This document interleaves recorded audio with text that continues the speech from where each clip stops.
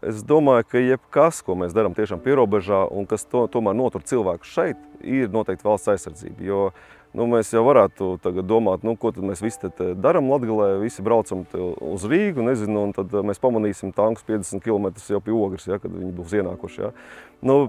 Tā nedrīkst darīt. Mums ir vajag, lai tie cilvēki te ir. Un jebkas, ko tu dari, ja tu nodrošini darba vietas kaut kādas, vai tiešām tie paši, mums daudz jauniešu strādā vasarās, ja viņi tiešām redz, ka šeit var palikt un arī ir darbs un kaut ko var darīt, iespējams viņi pēc tam arī paliek. Ja. Tas ir tāds, kaut ko tu noteikti nodrošini šādā veidā. Un tā cilvēku būšana uz vietas ir manā izpratnē aizsardzība. Ja mums nebūs cilvēku, tad arī viss būs. Jā. Esmu Kārlis Staltmanis.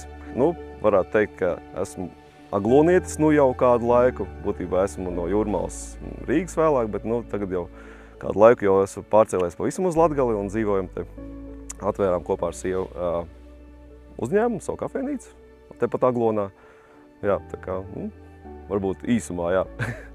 Interesanti, citi brauc uz Rīgu vai uz Pierīgu, bet tu izvēlējies Latgali. Kāpēc? Es sāku braukt vienkārši šeit sestdienās, svētdienās, mēs braucām vienkārši no Rīgas uz šejieni.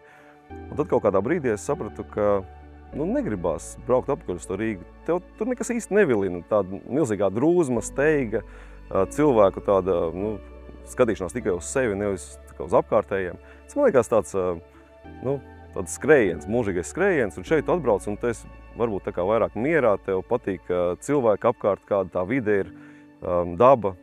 Tas, man liekas, pievilināja ļoti. Protams, sākumā tas atgrūž ar to jautājumu, ko es te darīšu. Ja? Visi droši vien, kas gribētu pārcelties uz laukiem, pirmais, ko jau laukos var darīt? Īstenībā laukos ir diezgan daudz darba. Te var atrast, ja ir izglītība, tad var atrast arī, kur strādāt. Mēs sākumā atradām, kur strādāt, pēc tam izdomājām, ka tomēr mēs gribam strādāt paši savu kaut ko un uztaisījām savējo. Tā kā tas iespējas viss ir, tikai atliek paņemt un darīt. Mēs šeit esam mūsu kafejnīcā, Terese Egle, Aglonā. Jā, tā pie mums te izskatās, jo tas tāds mūsu kopīgais ar sievu projekts. Vasarā te cilvēku, cik mēs te bijām braukuši un bijām pa vasarām, cilvēku bija tiešām daudz vasarā. Un tā, par to nebija vispār jautājums, ka vajadzētu, nevajadzētu. Vasarā bija pilnīgi skaidrs, ka vajag. Tāpēc cilvēki visi brauc un pirmais jautājums, kur te vispār paēst un kur te aiziet? Un tev pašam nav kur ieteikt īsti, un tu redzi, ka tas piedāvājums ir kāds viņš ir, un tev gribētos tādu foršu vietu, lai tiešām tas Aglonas cilvēks, Aglonas turists, viņš atbrauc un viņam patīk šeit, kā te bija. Ja? Gribās arī, lai nav tā, ka Aglona tad liekas, te jau ir lauka, te pilnīgi tā pa vienkāršo, pa prasto tiem cilvēkiem gan jau, ka būs labi. Ja? Nē, mēs gribējām tā, lai tiem cilvēkiem te tiešām ir forši, patīk, un tā atmosfēra būtu forša, un tad tas nav tā, pa vienkāršo. Lauka cilvēkam tā prasība nav kaut kāda mazāka vai švakāka. Mūsu izpratnē viņš nav mazāk vērtīgs cilvēks. Tas ir tieši jādod tieši to pašu, ko dod pilsētās, ko dod visur citur. Jā. Mums arī pašiem īstenībā gribējās aiziet uz kafejnīcu kādu foršu. Tādā ziņā, jā, taisījām gan arī kā priekš sevis. Bet sapratām, ka jā, priekš vasaras tas noteikti ir vajadzīgs un tas strādās. Par ziemu mums bija šaubas, vai tas vispār ir iespējams. Un, godīgi sakot, joprojām tās visas ziemas, rudens periodi, tas ir tāda vairāk, liekas, misijas sajūta, ka, lai mēs būtu tiešām te, lai ir iespējams atnākt, jo ir biznesa viedokļi, varbūt tas nav tik ienesīgi. Bet, jā, tas bija tāds, biznesa ir tajā ziņā nezināmais, jo meties iekšā bišķi avantūrā un nezināmajā, un vēl Aglonā. Vai tu arī pats stāv pie bārnats? Sanāk man retāk īstenībā. Reizēm sanāk, protams, jā, sevišķi nesezonā, tad varbūt mums biežāk arī pašiem sanāk strādāt un pašiem pie bāra lietas darboties. Sezonā vairāk tad tomēr ir darbinieki. Un protams, jā, tad varbūt man ir iznācis retāk to darīt, jā, bet principā gadās arī man, protams, jā. Kāds ir novērojams, kā aglonieši te jūtas, drošībā, vai tomēr tāda vairāk apdraudējuma sajūta, un kāds vispār ir noskaņojums iedzīvotājiem? Es neteiktu, ka apdraudējuma sajūta, protams, bija kaut kāds 22. gads, man liekas, kur visi likās bišķi ir nobijušies un tādā mazā panikā dzīvoja. Bet, protams, pie visa pierod un pie visām ziņām pierod, un laikam cilvēki jau tā kā jau pie tā pastāvīgā stresa stāvokļa kaut kāda ir pieraduši savā ziņā. Tā, ka te šausmas visi braukt projām, es tā neteiktu. Arī tā pašā zemesardzē es redzu, ka cilvēki ir gatavi nevis braukt projām, bet tomēr būt uz vietas un aizstāvēt savu zemi, savas mājas. Tā kā, man liekas, tas ir Nu, nevarētu teikt, ka būtu kaut kāda panika, un tu visi tagad, nē, mēs esam pierobežā šausmas, jā. Nu, drošība pierobežā ir tiešām, ka tu jūties droši, ka tas, ko tu dari, tavs īpašums, būs drošībā, tavi mīļie tuvinieki būs drošībā, un neviens viņam neapdraudēs. Nu, tā ir drošība, jā. Bet, nu, pie tā viss ir jāstrādā pašam. Tas nav tā, ka tikai mēs tagad gaidām, atnāciet kāds mūs tagad nostādiet blakus cilvēkus un aizsargājiet mūs, mēs aiz muguriņām paslēpsimies. Nu, tā tas nestrādā. Nu, mēs katrs esam daļai no tā, kas veido šo aizsardzību, drošību. Tad līdz ar to blakus nostājoties otru biedra plecam, es zinu, ka šī ir man arī drošība, un viņš tāpat sajūt ar mani. Kāpēc tu iestājies zemesardzē un kad tu iestājies? Nu, es iestājos būtībā pēc tā 22. gada arī iestājos. Pirms tam es biju apsvērs, es biju domājis, nu, kaut kā vajadzētu, kaut ko bišķi tādu. Nu, tas vairāk bija doma, ka vajadzētu priekš sevis attīstīšanai, tur ar kaut ko pamēģināt ar ieročiem, domāju, varbūt uz medībām iet vai uz zemesardzi, nu tā vēl svārstījos kaut ko. Un tajā gadā es sapratu, ka nē, nu, viss kaut kas ir svarīgs un viss kaut kā tu var aizpildīt savu laiku, bet šis ir tev vienkārši nepieciešamās zināšanas, ko tev ir jāmāk vienkārši darīt. Un tad, nu, būtībā, jā, pēc 22. gadā arī sāku. Un es teiktu, ka noteikti nenožēloju savu izvēli, un tā būtu jādara, jā. Sardzē par Latviju man nozīmē būt, man liekas, tā ir tā lieta, kur ir jābūt katram mums sardzē par Latviju. Tā ir tomēr mūsu dzimtene, mūsu mājas. Nu, mēs savas mājas gribam nosargāt, un tas ir svarīgākais, kas mums ir. Tāpēc, nu, man liekas, tas ir tāda katra atbildība to darīt. Tas ir gan pienākums, gan atbildība. Tad tu jau iestājies pēc pilna mēroga iebrukuma Ukrainā. Ja tu būtu dzīvojis vēl Rīgā, Jūrmalā, vai tas lēmums būtu tāds pats iestāties zemesardzē? Protams, tā apziņa iekšā, kas tev ir, ka nu, mēs būsim tie pirmie, mēs esam tā pirmā līnija. Tad, kad atbrauc mums mācībās tur no Liepājas, vēl no kaut kurienes, nu, tu, protams, var apstīties viņiem nedaudz apskaust, ja? Nu, jā, jūs nebūsiet tā pirmā līnija. Ja?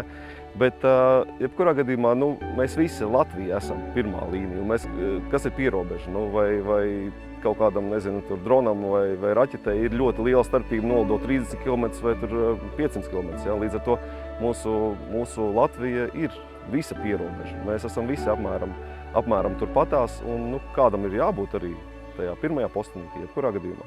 Tā kā, nu, mums, kā zemesardzēs teikt, ir arī kaut kādi savi papildus izaicinājumi, jā, tur atbalsts robežsardzē, vēl kaut kas, ko mēs varam nu, tiešā veidā jau sargāt Latvijas to pirmo līniju. Bet es teiktu, es jūtu tā kā jebkurā vietā, man liekas, es arī varbūt Rīgā justos tāpatās kā šeit. Jā.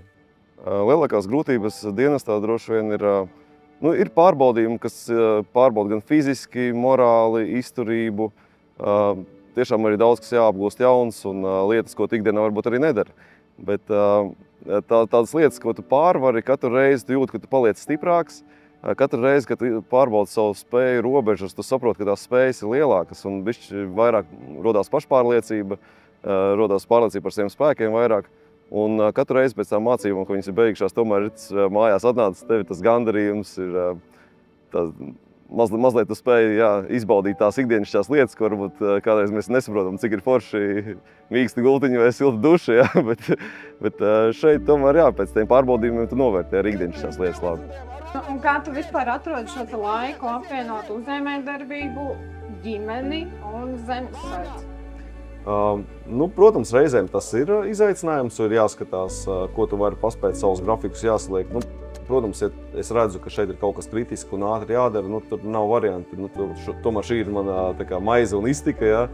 Un ja šeit kaut kas ir tiešām steidzams, ir jāskatās tiešām primāri šeit steidzami. Bet ja es varu kaut kā mainīt grafiku, skatīties, ko var, ko nevar salikt, tad būtībā, nu, jo laicīgi plānojot lietas, nu, es varu saplānot arī to pašu zemesardzes mācības. Nu, ja tas ir iespējams. Vasarā iespējams ir grūtāk, tāpēc, ka vasarā, ja tiešām ir sezona ir aktīvi, tad tev visu laiku jābūt tādā modrībā. Varbūt kaut ko pēkšņi vajadzēs, nu, varbūt tā nevar izbrīvēt tik viegli to laiku. Bet jā, es teiktu, var savienot. Tas nav neiespējams. Vai tavuprāt, valsti mēs varam aizsargāt tikai ar ieroci rokās? Noteikti nē, jo ir daudzi ceļi, tieši paši arī informatīvie ceļi, kā mēs varam ar savu morāli, ar visu. Ja. Protams, ierocis katrā mājā būtu mans kluss sapnis, kas būtu ļoti labi valsts aizsardzībai, ja, un cilvēks māk ar viņu apieties un ir gatavi aizstāvēt savu valsti. Bet Jebkurā gadījumā visa šī informācija, visa pastāvēšana par to, ka mēs tomēr esam par šo valsti, lai viņi būtu, tas, man liekas, ir ļoti daudz jādod. Tā kā, arī ar savām darbībām, cilvēki ar savu darbību vai bezdarbību arī šādu pašu var veicināt. Kāds būtu tavs vēstījums gan kā zemesargam, gan kā uzņēmējam pierobežā, kaimiņiem, cilvēkiem, citiem, tīri tādā drošības kontekstā? Mums ir jābūt gataviem. Mums ir katram jāpārliecinās par savām spējām. Mums jāsaprot, ka mēs varam palīdzēt un mēs varam atbalstīt īstenībā šo visu drošības un aizsardzības jautājumu. Tas nav tikai kāds mums tagad palīdzēs, kādu mēs gaidīsim. Mēs paši esam arī tie, kas to var darīt. Līdz ar to, es domāju, visi, kas var, tiem būtu jāiesaistās, jāmēģina stāties zemesardzē. Tas tomēr ir tāda lieta, ka mēs varam patrenēties un būt gatavāk noteikti. Otrkārt, tiešām nebaidīties pierobeža nav nekas tāds bailīgs vai kas, no kā tagad būtu mums jābaidās. Te vienkārši ir jāzina, ko ir jādara. Katram cilvēkam, man liekas, es neteiktu, ka kaut kas tāds īpaši citādāk jādara pierobežā nekā tieši kaut kādā citā vietā Latvijā. Mums vienkārši ir jādara savs darbs, jāattīst uzņēmējdarbība, jāpiesaista, lai šie cilvēki dzīvot, un tas ir svarīgākais. Un visiem jābūt gataviem un jāstāv par savu valsti.